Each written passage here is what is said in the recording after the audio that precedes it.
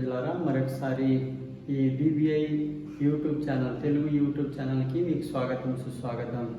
Bible beyond our imagination అనే ఈ సిరీస్లో మనము ఈరోజు టాపిక్లో భాగంగా మనం ఏం చూస్తున్నామంటే బైబిల్ ఫ్యాక్ట్స్ అండ్ ఫిగర్స్, అంటే బైబిల్ యొక్క ప్రత్యేకతలు మరియు బైబిల్ యొక్క సమ్ ఫిగర్స్ అంటే గణాంకాలు లేకపోతే స్టాటిస్టిక్స్ అంటారు. అవి కేవలం బైబిల్కి మాత్రమే కొన్ని ప్రత్యేకంగా కలిగి ఉన్నాయి. అవి విశ్వాసులుగా మనము తెలుసుకొని ఉండడం మనకు చాలా మంచిది, చాలా ఆత్మీయంగా ఎంతో మనకు ఉత్తేజాన్ని ఇచ్చే అంశాలు కాబట్టి మనం గుర్తుపెట్టుకోవడానికైనా లేకపోతే మనం తెలుసుకోవడానికి అవి ఎంతో అవసరం. కాబట్టి ఈరోజు మనము బైబిల్ ఫ్యాక్ట్స్ అండ్ ఫిగర్స్ అనే టాపిక్ని చూస్తూ ఉన్నాము. దీంట్లో చాలా విషయాలు మనం ఈరోజు నేర్చుకోబోతున్నాము. వాటిలో చాలా విషయాలు మీకు ఆల్రెడీ తెలిసి ఉండొచ్చు, కొన్ని తెలియకపోవచ్చు, బట్ దాంట్లో ప్రాబ్లం లేదు. అయితే ఈ టాపిక్ ద్వారా మనం అవి నేర్చుకోబోతున్నాం కాబట్టి మనం ఈ సమయంలో చిన్న బైబిల్ వాక్యం చదువుకొని మనం ముందుకు సాగిపోదాం. బైబిల్ రీడింగ్లో భాగంగా మీరందరూ బైబిల్ తీసి నాతో చదవాల్సిందిగా నేను కోరుకుంటున్నాను. బైబిల్ రీడింగ్లో భాగంగా మనము యోహాను సువార్త 6వ అధ్యాయము 63వ వచనం చూస్తూ ఉన్నాము. ఆత్మయే జీవింపజేయుచున్నది, శరీరం కేవలం నిష్ప్రయోజనము. నేను మీతో చెప్పి ఉన్న మాటలు ఆత్మయు జీవమునై ఉన్నవి. అదేవిధంగా మనము ఎఫెసీయులకు రాసిన పత్రిక 6వ అధ్యాయము 16వ వచనం 16-17 చూస్తూ ఉన్నాము. ఇవన్నీ గాక విశ్వాసమును డాలు పట్టుకొనుడి, దానితో మీరు దుష్టుని అగ్ని బాణములన్నిటిని ఆర్పుటకు శక్తిమంతులగుదురు.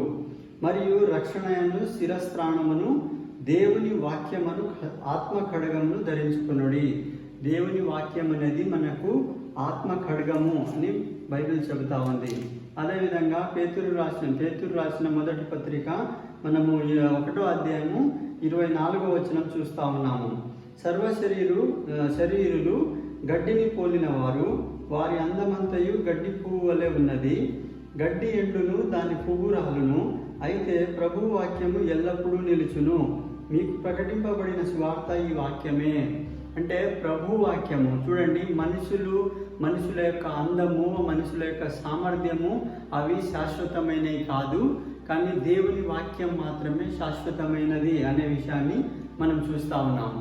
చిన్న ప్రార్థన చేసుకొని ఈరోజు కార్యక్రమంలో ముందుకు సాగిపోదాం. మహాపరిశుద్ధుడా, మహాగణుడా, మీకే వందనాలు, స్తోత్రం చెల్లిస్తూ ఉన్నాం. ప్రభువా, ఈనాటి వరకు మేము క్షేమంగా ఉన్నామంటే కేవలం మీ కృప, మీ దయ తండ్రి. భూమి మీద ఎవరికి కూడా తండ్రి మీ దయ లేకపోతే ప్రభువా ఈ రోజు వరకు వాళ్ళు జీవించి ఉండరని మేము నమ్ముతా ఉన్నాం. ప్రభువా, మరొకసారి తండ్రి ఈ బీబీఐ యూట్యూబ్ ఛానల్ ద్వారా తండ్రి ఈరోజు టాపిక్లో మేము వెళ్తా ఉన్నాం. ప్రభువా, మీరు ఇచ్చిన ఈ అద్భుతమైన బైబిల్ యొక్క గొప్పతనాన్ని మేము వివరిస్తూ చాలా క్లాసెస్లో మేము వింటూ ఉండగా తండ్రి, మరి ఈరోజు కూడా బైబిల్ ఫ్యాక్ట్స్ అండ్ ఫిగర్స్ అనే టాపిక్లో మేము చూస్తూ ఉన్నాం తండ్రి. ఎన్నో అద్భుతమైన విషయాలు మీరు ఈ బైబిల్లో దాచిపెట్టారు ప్రభువా. దాంట్లో ఎన్నో కూడా తండ్రి మాకు ఆత్మీయంగా ఎంతో మేలుకరంగాను తండ్రి, మరి మాకు ఎంతో ఉత్తేజాన్ని కలిగించే విషయాలు కూడా ఉన్నందుకు తండ్రి మీకు ధన్యవాదాలు, స్తోత్రములు. ప్రభువా, ఈ భూమి మీద కానీ ప్రపంచంలో ఏ పుస్తకానికి లేనంత గొప్ప తండ్రి మరి ప్రత్యేకతలు బైబిల్కి మీరు ఇచ్చి ఉన్నారు. మీకు వందనాలు, ఎందుకంటే అది మీ వాక్యమై ఉంది ప్రభువా, మీ యొక్క ఆత్మ చేత రాయింపబడి ఉందని మేము నమ్ముతా ఉన్నాం తండ్రి. ఎంత గొప్ప భాగ్యము ప్రభువా. ఈ టాపిక్లో తండ్రి అనేక విషయాలు మేము నేర్చుకోబోతుండగా తండ్రి, చెప్పబోయే నన్ను వింటున్న నీ బిడ్డల్ని కూడా జ్ఞాపకం చేసుకొని ప్రభువా, వారు మాకందరికీ కూడా తండ్రి మీ కృప, మీ ఆత్మ నడిపింపు దయచేయమని వేడుకుంటున్నాం. ప్రభువా, ఏదో అన్నీ తెలిసిన విషయాలే కదా అని మేము లైట్గా తీసుకోకుండా తండ్రి, మరి ఎంతో గొప్ప మరి వాక్యము దాంట్లో ఉన్న ఈ గొప్ప ప్రత్యేకతల్ని మేము మరి తండ్రి తెలుసుకొని ప్రభువా మిమ్మల్ని స్తుతించడానికి, మీకు మహిమపరచడానికి, మిమ్మల్ని ఘనపరచడానికి మాకు మీరు ఇచ్చిన ఈ అవకాశాన్ని బట్టి మీకే వందనాలు, స్తోత్రములు చెల్లిస్తూ మరొకసారి మమ్మల్ని అందరినీ మీ చేతులకు అప్పగిస్తూ ప్రభు అయిన యేసు నామములో స్తుతించి ప్రార్థించి వేడుకుంటాం తండ్రి, ఆమేన్. దేవుని ప్రజలారా, మరొకసారి మీకు ఈ యూట్యూబ్ ఛానల్కి స్వాగతం సుస్వాగతం. ఈరోజు మనము బైబిల్ ఫ్యాక్ట్స్ అండ్ ఫిగర్స్ చూస్తూ ఉన్నాము. గత వారాల్లో మనము బైబిల్ యొక్క గొప్పతనం చూసాము. బైబిల్ ఎంత విలువైంది, ఎంత మహోన్నతమైన బుక్కో మనం చూసాము. బైబిల్ ఎన్ని భాషల్లో రాయబడ్డది, బైబిల్ని ఎంత కాలం రాశారు, ఎంతమంది రాశారు, ఎన్ని భాగాలు ఉన్నాయి, తర్వాత బైబిల్ యొక్క గొప్పతనం ఏంటి, అసలు బైబిల్ ఎందుకు ఇంత మహోన్నతమైన బుక్కు, ఇంత కోట్లాది మంది జీవితాల్లో ఎందుకు బైబిల్ ద్వారా మార్చబడ్డది, బైబిల్ మనం చివరికి మనకు ఎక్కడికి నడిపిస్తుంది, తర్వాత బైబిల్ కోసం ఎంతోమంది ప్రాణత్యాగాలు ఎందుకు చేశారు అనే విషయాలు అనేకం మనం చూసాము. వాటినన్నింటిని బట్టి దేవుడు మనల్ని ఎంతగానో దీవించాడని నమ్ముతున్నాము. ఈరోజు మనము బైబిల్ స్టాటిస్టిక్స్ లేకపోతే బైబిల్ ఫ్యాక్ట్స్ అండ్ ఫిగర్స్లో ఒక 30 పాయింట్స్ మనం చూడబోతున్నాము. చాలా అద్భుతంగా ఉంటాయి. మీకు వీలైతే మీరు కూడా నోట్ చేసుకోండి, లేకపోతే మీకు కావాలి అనుకుంటే మా ఛానల్లో ఉంటుంది, తర్వాత మీకు నెట్లో కూడా దొరుకుతుంది. కానీ ఒకసారి మనము రిమైండర్ లేకపోతే గుర్తు చేసుకోవడం కోసం ఎంతో అద్భుతంగా ఈరోజు ఈ టాపిక్లో మనము చూస్తూ ఉన్నాము. మనము ముందు నుండి చెప్తా ఉన్నట్టుగా best selling book number 1 point ఏంటంటే best selling book ever on the earth. అంటే ఈ ప్రపంచంలో ఈ భూమి మీద ఏదైనా ఒక బుక్ ఎవర్ గ్రీన్గా అమ్ముడుపోతూ ఎవర్ గ్రీన్గా మనుషుల మధ్య వెళ్తున్నది ఏదైనా ఉందంటే అది బైబిల్ మాత్రమే. ఇంచుమించు 10 కోట్ల పుస్తకాలు, 10 కోట్ల బైబిల్స్ ప్రతి సంవత్సరం అమ్ముడుపోతూ ఉంటాయి. ఇప్పటి వరకు 500 కోట్ల బైబిల్స్ మరి అచ్చు వేయబడి ప్రజల్లోకి వెళ్ళిందనే విషయాన్ని మొదటి పాయింట్గా చూస్తూ ఉన్నాము.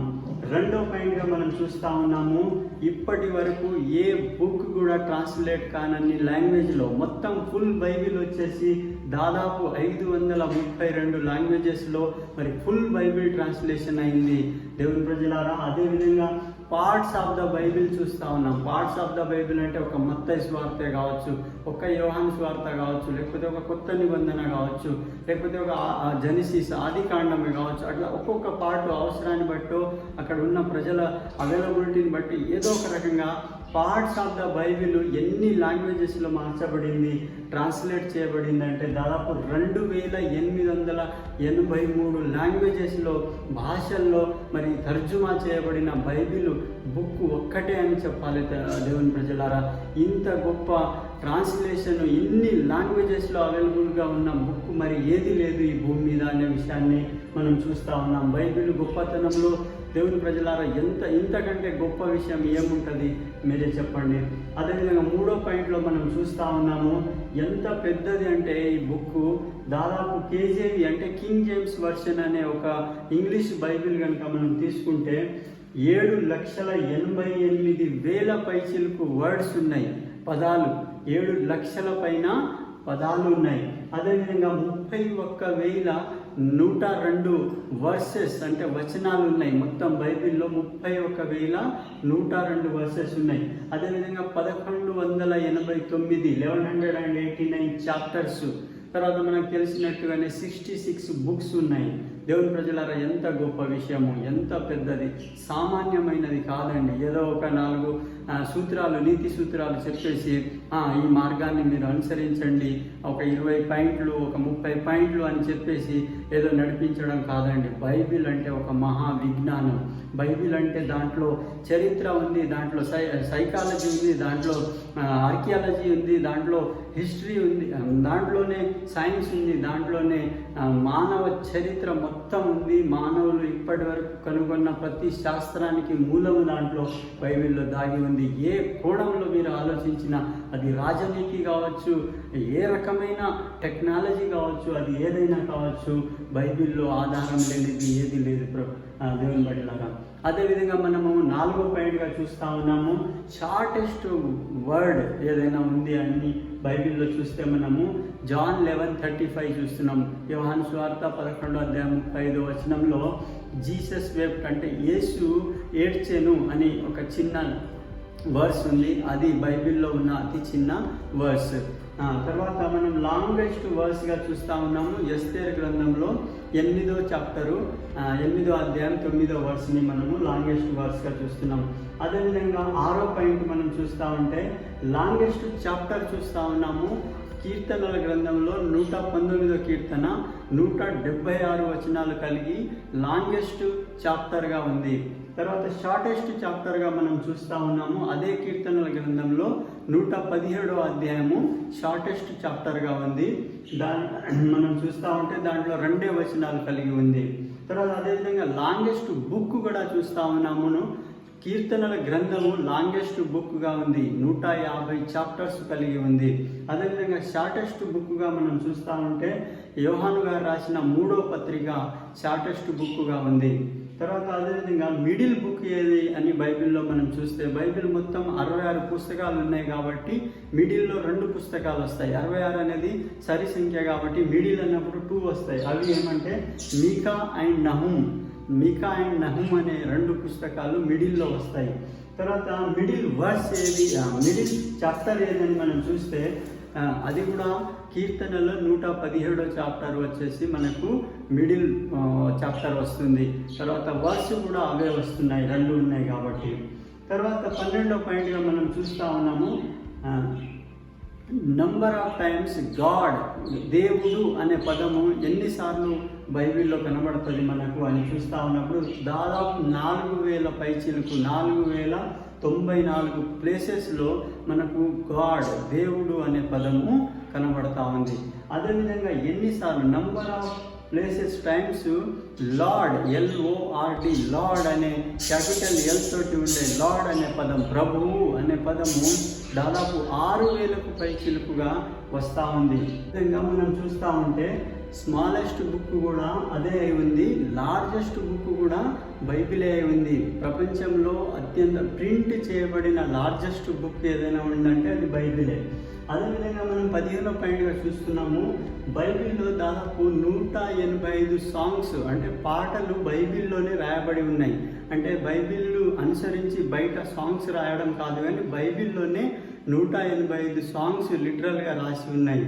అదేవిధంగా 16వ పాయింట్ మనం చూస్తూ ఉన్నాము 21 డ్రీమ్స్ అంటే 21 ప్లేసెస్లో డ్రీమ్స్ నోట్ చేయబడి ఉన్నాయి. దేవుడు కళల ద్వారా మాట్లాడతాడు, ప్రజలతోటి తన ప్రజలను దర్శిస్తాడు అనే విషయాన్ని రుజువుపరచడం కోసము. ఎందుకంటే ఆ రోజుల్లో దేవుని వాక్యం సంపూర్ణంగా లేదు కాబట్టి ప్రజలకు కళల ద్వారా దేవుడు కనబడేవాడు, లేకపోతే ఒక దర్శనంగా దర్శనం వచ్చి ఒక కళ వచ్చేది, ఆ కళను బట్టి వాళ్ళకు విషయం చెప్పేవాడు. సపోజ్ మనకు యేసుక్రీస్తు వారి పుట్టినప్పుడు యోసేపు గారికి కళ వచ్చింది.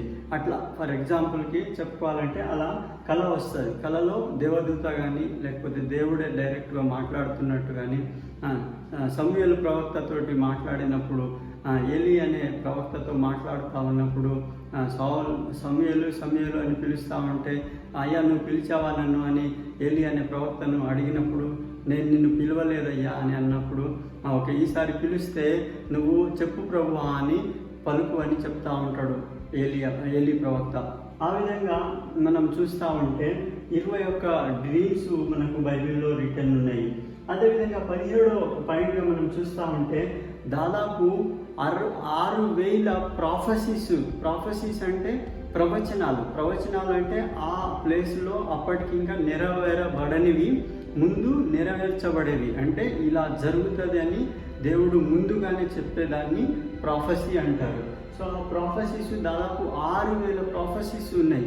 ఒక్క యేసుక్రీస్తు ప్రభు వారి జీవితంలోనే ఆయన ఎప్పుడు జన్మిస్తాడు, ఎక్కడ జన్మిస్తాడు, ఎలా మరణిస్తాడు, ఎప్పుడు లేస్తాడు, ఆ విధంగా ప్రాఫెసీస్ ఎన్నో వందల సంవత్సరాల క్రితమే రాయబడి ఉన్నాయి. దాదాపు 700,000 ప్రాఫెసీస్ ఒక్క యేసుక్రీస్తు ప్రభు వారి జీవితంలోనే రాయబడి ఉన్నాయి. అదేవిధంగా చెప్పాలంటే 18వ పాయింట్గా మనం చూస్తూ ఉంటే oldest person in the Bible అని చూస్తే పాత నిబంధనలో చాప్టర్ 5లో మనకు అందరి జీనియాలజీ అంటే వంశావళి రాసి ఉంటుంది. దాంట్లో మెతుసెల అనే ఒక వ్యక్తి అత్యంత ఓల్డెస్ట్, అంటే చాలా వృద్ధుడు. ఎంత అంటే 969 సంవత్సరాలు జీవించాడు. అంతకంటే ఎక్కువ ఇంకా ఎవరు జీవించలేదు. ఆయన ఓల్డెస్ట్ అయినా కూడా చాలా లాంగెస్ట్ అనే చెప్పుకోవాలి. ఇప్పుడుతో పోలిస్తే అది చాలా ఎక్కువ. ఇప్పుడు మా అంటే 60-70 సంవత్సరాలే, కానీ అప్పుడు 969 సంవత్సరాలు ఒక వ్యక్తి జీవించడం అంటే అది చాలా గొప్ప విషయము. అదేవిధంగా మనం చూస్తున్నాము, బైబిల్ దాదాపు ఒక యూనివర్సిటీ ఆఫ్ గోటింజన్ అనే ఒక యూనివర్సిటీలో 2470 పామ్ లీవ్స్, అంటే మనకు పామ్ లీవ్స్ అంటే ఈత ఆకులు అని అంటాం చూడండి, అట్లాంటి పామ్ లీవ్స్ అని అంటారు. అట్లాంటి వాటి మీద 2470 ఆకుల మీద మరి బైబిల్ మొత్తం రాయబడి ఉంది. అది యూనివర్సిటీ లైబ్రరీలో పెట్టి ఉంది అని చెప్పడానికి ఎంతో సంతోషిస్తున్నాము. అదేవిధంగా నంబర్ ఆఫ్ ప్రామిసెస్ ఎన్ని ఉన్నాయి బైబిల్లో. దేవుడు ప్రామిస్ చేశాడు, ఇగో నువ్వు ఇలా ఉండు, ఇలా ఉంటే నేను నీకు ఇలా దీవిస్తాను, ఇలా చేస్తాను, నీకు ఏ విధంగా ప్రామిస్ చేస్తున్నాను నేనని చెప్పిన సందర్భాలు 1260 ప్రామిసెస్ దేవుడు మానవ జాతికి చేసి ఉన్నాడు. అది చాలా ఎక్కువ మట్టికి అయితే ఓల్డ్ టెస్టిమెంట్లో మరి ఇజ్రాయెల్ వారికి చేసి ఉన్న ప్రామిసెస్ దాంట్లో ఎక్కువ 60-70% వారికే అవి చేసి ఉన్నాయని మనం చూస్తున్నాము. అదేవిధంగా కమాండ్స్ చూస్తూ ఉంటే మనం దాదాపు బైబిల్లో ఎన్ని కమాండ్స్ ఉన్నాయంటే మనం దాదాపు ఒక 10 కమాండ్లు 10 కమాండ్మెంట్స్ అని అంటూ ఉంటాం, కానీ అలా కాదు. బైబిల్లో అనేకమైన కమాండ్స్ ఉన్నాయి. ఇంకా చెప్పాలంటే లిటరల్గా చూడాలంటే కూడా 6000 పైచిలుకు కమాండ్స్ ఉన్నాయి బైబిల్లో. అదేవిధంగా మనం చూస్తూ ఉన్నాము బైబిల్లో ప్రిడిక్షన్స్ అంటే ముందుగానే ఈ విధంగా జరగబోతుంది అని చెప్పేదాన్ని ప్రిడిక్షన్ అంటారు. సో బైబిల్లో అలాంటి సందర్భాలు దాదాపు 8000 పైచిలుకు రాయబడిన. 23వ పాయింట్, నంబర్ ఆఫ్ క్వశ్చన్స్. బైబిల్లో అనేకమైన క్వశ్చన్స్. బైబిల్ ఇట్సెల్ఫ్ అంటే బైబిల్ దాంట్లో మాట్లాడే వ్యక్తులు లేకపోతే దేవుడు కూడా క్వశ్చన్ చేస్తాడు చాలాసార్లు. నువ్వు నన్ను ఏమని అనుకుంటున్నావు, లేకపోతే ఫర్ ఎగ్జాంపుల్ యేసుక్రీస్తు ప్రభు వారు అంటారు కదా, మీరు నా గురించి ఏమనుకుంటున్నారని, అది ఒక క్వశ్చన్. ఆ విధంగానే లేకపోతే యోబు గ్రంథంలో దేవుడు యోబుకి పిలిచి ఎన్నో క్వశ్చన్స్ అడుగుతాడు. నేను భూమికి ఆకాశానికి పునాదులు వేసినప్పుడు నువ్వు ఎక్కడున్నావు, నువ్వు ఏం చేస్తున్నా. మనం చూస్తూ ఉంటే నంబర్ ఆఫ్ ట్రైబ్స్ అంటే దేవుని ప్రజలుగా యాకోబుకు పుట్టిన 12 మంది పిల్లల్ని దేవుడు వారి వంశావళులుగా గోత్రకర్తలుగా తీసుకున్నాడు. వారిని 12 మంది గోత్రకర్తలని మనం అంటాము. అదేవిధంగా నంబర్ ఆఫ్ డిసైపుల్స్ చూస్తూ ఉంటే యేసుక్రీస్తు ప్రభు వారు తనకు 12 మంది ముఖ్య శిష్యుల్ని ఎంచుకొని ఉన్నాడు. వారి ద్వారానే తన మినిస్ట్రీ అంతా మరి లోకంలోకి వెళ్ళడానికి, మినిస్ట్రీ అంతా ముందుకు సాగిపోవడానికి వారిని ఎంచుకొని వారిని తర్ఫీదు చేసి మన ప్రపంచమంతటి మీద సువార్త ప్రకటించడానికి వారిని పంపించి ఉన్నాడు. అదేవిధంగా మనం చూస్తే number of persons in God head అని చూస్తే దేవుడు ఒక్కడే, కానీ బైబిల్ ప్రకారము దేవుడు త్రియేక దేవుడు. అంటే దేవుడు అనే దాంట్లోనే 3 పర్సన్స్ ఉంటారు, తండ్రి, కుమార, పరిశుద్ధాత్మ. 3 పర్సన్స్ కానీ 3 ఒక్కడే దేవుడు అనేది. సో ఇది చాలామందికి కన్ఫ్యూజన్గా ఉంటుంది. కానీ దేవుని ఆత్మతో కలిగి మనం దేవుని వాక్యాన్ని చదివి మరి దాన్ని అర్థం చేసుకోవడానికి ప్రయత్నం చేస్తే 100% అందరికీ అర్థమవుతుందని చెప్పడానికి లేదు. కానీ చాలాసార్లు అందరూ కన్ఫ్యూజ్ అయ్యే ఒక ప్రాబ్లమ్స్లో ఇది ఒక ప్రాబ్లము. కానీ మనం విశ్వాసం కలిగి మరి దేవుని ఎదుట అడిగితే మనము తప్పకుండా ఆ విషయాన్ని అర్థం చేసుకునే అవకాశం ఉంది. అదేవిధంగా మనం చూస్తే బైబిల్ ఆరిజిన్ ఫర్ 3 రిలీజియన్స్. అంటే మనం చెప్తే బైబిల్ క్రిస్టియన్స్గా రాకముందు బైబిల్కి యూదులు ఉండేవాళ్ళు కదా, యూదులు వారికి మతంలాగా ఒకటి చేసుకున్నారు, దాన్ని జూడాయిజం అని అంటాం. ఆ తర్వాత మనం చూస్తే క్రిస్టియానిటీ వచ్చింది. ఆ తర్వాత చూస్తే అదే బైబిల్లో ఉన్న విషయాలను ఆధారం చేసుకొని మరి ముస్లిమ్స్ లేకపోతే ఇస్లాం అనే మతం కూడా వచ్చిందని మనం చెప్తా ఉన్నాం. అంటే 3 మేజర్ రిలీజియన్స్ ఈ ప్రపంచంలో ఉన్న జూడాయిజం, క్రిస్టియానిటీ అండ్ ఇస్లాంకి 3టి కూడా బైబిలే ఆధారమని మనం చెప్పుకోవచ్చు. తర్వాత Bible takes place in 3 continents. మనం చూస్తూ ఉంటే బైబిల్ ఏషియా, ఐరోపా, ఆఫ్రికా, ఈ 3 కాంటినెంట్స్, 3 ఖండాలలో బైబిల్ యొక్క చరిత్ర మొత్తం జరిగింది. అంటే కంప్లీట్గా ఈ 3 ఖండాలను టచ్ చేస్తూ ఆ సెంటర్ పాయింట్లో బైబిల్ యొక్క చరిత్ర, బైబిల్ యొక్క కథనం అంతా జరిగిందని చెప్పొచ్చు. తర్వాత ఇంకొక విచిత్రమైన పాయింట్ ఏంటంటే most stolen book in the history అని చెప్పొచ్చు బైబిలే. ఎందుకంటే ఎక్కడ పడితే అక్కడ హోటల్స్లో కానీ వేరే వేరే ప్లేస్లో, పబ్లిక్ ప్లేసెస్లో కూడా, మన కంట్రీలో అయితే ఉండకపోవచ్చు కానీ అమెరికా అలాంటి కొన్ని కంట్రీస్లో అయితే ఎక్కడ పడితే అక్కడ బైబిల్స్ ఫ్రీగా ఉండడం వలన దాన్ని వాళ్ళు దొంగిలించి తీసుకుపోవడం అనేది జరుగుతూ ఉంది. కాబట్టి మోస్ట్ స్టోలెన్ బుక్ కూడా ప్రపంచంలో ఏదైనా ఉందంటే అది బైబిల్ అని చెప్పుకోవచ్చు. తర్వాత 30 లాస్ట్ పాయింట్గా మనం చూస్తూ ఉన్నాము. Last word in the Bible అది ఏంటంటే ఆమెన్. ఆమెన్ అంటే ఏంటంటే అలాగనే జరుగునుగాక, ఏదైతే బైబిల్లో చెప్పబడిందో అలానే జరుగునుగాక అని చెప్పి ఆమీన్ అని చెప్పబడడం జరిగింది. దేవుని ప్రజలారా, మనము చాలా త్వరగా 1 నుండి 30 మరి దాదాపు ఫిగర్స్ అండ్ ఫ్యాక్ట్స్ మనం చూసాము. దాంట్లో చాలా వరకు మీకు ఆల్రెడీ తెలిసినవి ఉండొచ్చు, కొన్ని కొత్తగా తెలిసినవి కావచ్చు. ఏది ఏమైనప్పటికీ కూడా మనం ఏదో గొప్పలకి చెప్పడం కాదు, కానీ మనము చదివే లేకపోతే రోజు మన చేతుల్లో పట్టుకొని తిరిగే బైబిల్ ఇంత గొప్పదా, లేకపోతే ఇన్ని విషయాలు చాలా ప్రత్యేకతలు కలిగి ఉన్న బైబిల్. కాబట్టి మనం ఎందుకు ఇంత నిర్లక్ష్యం చేస్తూ ఉన్నాము? మనము దాదాపు ఈ 3 క్లాసెస్లో కేవలం బైబిల్ గురించి మాట్లాడుతూ ఉన్నాం. బైబిల్ ఎంత గొప్పది, బైబిల్ యొక్క లక్షణాలు ఏంటి, లేకపోతే బైబిల్ ఏ విధంగా రాయబడింది, బైబిల్లో ఉన్న మహా అద్భుతాలు, లేకపోతే బైబిల్లో దాగి ఉన్న ప్రత్యేకతలు, బైబిల్కే కేవలం ఆపాదించగలిగే కొన్ని ప్రత్యేకతలు ఏంటి అనే విషయాన్ని మనం చూసి ఉన్నాము. కాబట్టి దేవుని ప్రజలారా, ఈరోజు ఈ సెషన్ ఇంతతో మనం ముగిస్తూ ఉన్నాము. చిన్న ప్రార్థన చేసుకొని మనము ముగిద్దాము. మహాపరిశుద్ధుడా, ప్రేమ నమ్మకం గల పరలోకపు తండ్రి, నీకు వందనాలు, స్తోత్రం ప్రభువా. అవును తండ్రి, మీరు మాకు ఇచ్చిన ఈ బైబిల్ అనే గ్రంథము ఎంతో విలువైనది, ఎంతో గొప్పది ప్రభువా. ఎన్నో ప్రత్యేకతలు కలిగింది తండ్రి. అవును ప్రభువా, ఎన్ని గొప్ప రచనలు మరి మీ వాక్యంలో ఎన్ని గొప్ప మరి ప్రత్యేకతలు దాగి ఉన్నాయి ప్రభువా. అవును తండ్రి, మనం చూస్తూ ఉంటే ఏ పుస్తకానికి కూడా, ప్రపంచంలో ఏ పుస్తకానికి కూడా ఇంత గొప్ప చరిత్ర కానీ, ఇంత గొప్ప ప్రత్యేకతలు కానీ కలిగి లేవు ప్రభువా. అంత గొప్ప ఉన్నతమైన బుక్ని, బైబిల్ని మేము కలిగి ఉన్నప్పుడు ఎంతో భాగ్యులమని మేము ఆనందిస్తూ ఉన్నాం. మీకే స్తుతులు స్తోత్రములు చెల్లిస్తూ ఉన్నాం తండ్రి. అవును ప్రభువా, ఇంత విలువైన బుక్ మా చేతుల్లో రావడానికి ఎంతోమంది తమ ప్రాణాలను సైతం త్యాగం చేసి ఉన్నారు ప్రభువా. అయితే దాన్ని మేము కలిగి ఉన్నామని చెప్పుకోవడం కాదు కానీ ప్రభువా, ఎంతగా మేము దాన్ని స్టడీ చేస్తున్నాము, ఎంతగా దాని ప్రకారం జీవిస్తున్నాము అనే విషయము చాలా ఇంపార్టెంట్ అయి ఉంది ప్రభువా. అలా మేము జీవించగలగడానికి, స్టడీ చేయగలగడానికి మీ కృపను, మీ ఆత్మ నడిపింపును మాకు దయచేయమని మరొకసారి మీకే మహిమ, ఘనత, ప్రభావాలు చెల్లిస్తూ ప్రభువైన యేసు నామములో ప్రార్థిస్తున్నాం తండ్రి.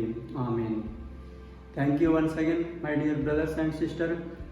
ఈ వీడియో కనుక మీకు నచ్చితే తప్పకుండా షేర్ చేయండి, లైక్ చేయండి, మా ఛానల్ సబ్స్క్రైబ్ చేయండి. ఇంకా మీరు ఖచ్చితంగా మా ఛానల్ని ఫాలో అవుతారని నమ్ముతున్నాము. ఎందుకంటే ఈ విధంగా మనము ప్రతి వారం ప్రతి సిరీస్లో కూడా, ఈ సిరీస్లో ప్రతి క్లాస్లో మనం అద్భుతమైన విషయాలు బైబిల్ని సంబంధించి మనం చూడబోతున్నాం. కాబట్టి దేవుని ప్రజలారా, మీరు తప్పకుండా ఫాలో అవుతారని నమ్ముతూ మీకు థ్యాంక్ యూ చెప్తున్నాను. Thank you.